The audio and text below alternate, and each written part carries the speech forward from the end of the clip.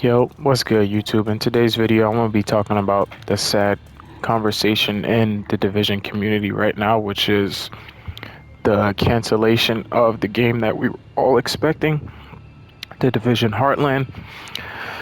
Um, in regards to the Heartland, first of all, I think it's just really tough overall that the game has to get canceled, you know what I mean? Because, obviously there was a team at Red Storm dedicated to working really hard on the game.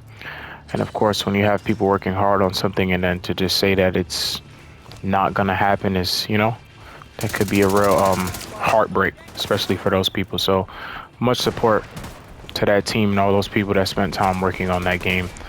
But as far as what really makes me upset about it is, to start, I want to say that, like, it was a new game to grind. And as you can see, like right now I'm like 203. I really fell off playing this Division game because it's like so hard to find people to play with. But I ended up getting back into the game because I still follow the story, and I told myself, like, with this next game I was gonna stay locked in regardless if my friends play with me. If I find a good team of people to play with, I'm just gonna play it all the way through. And it was something new to look forward to, like a clean slate, and I wouldn't have to be so behind like I am in this game. But that's all good. I'll just continue to play this game and just see where the journey takes me, because honestly I've been enjoying the journey, like coming back to this game and playing it.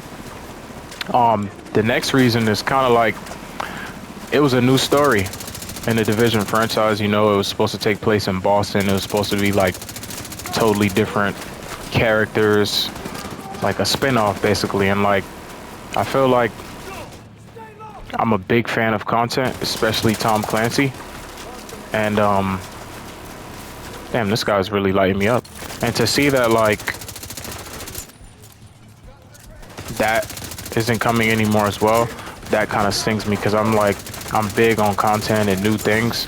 So knowing that we're not going to be able to like indulge on those characters or that story anymore, that kind of hurts as well. I noticed they had like if you notice on this game, they don't really have any hairstyles, preferably for black people. And like on this one they had a guy with dreads, and I was like, oh, this is dope. Like, throw some dreads on my agent. Lastly,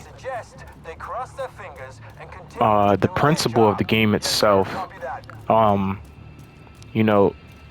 what we saw from the little trailer that Red Storm gave us, it was supposed to be very survival like.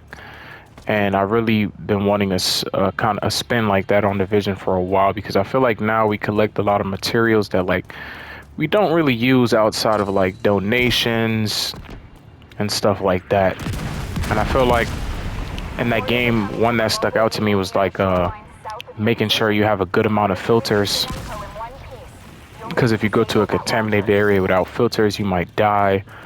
They were also saying that like after hours, certain areas of the map, enemies get enraged, the loot drops get higher, and I felt like that survival aspect of the game was gonna really be something that I feel like a lot of people would enjoy it, especially me, because nowadays everything's so realistic, and I think people want a more realistic feel out of games, especially a game like this where it's like you got an agent, you're in the field, the government's corrupt, you're dealing with a disease,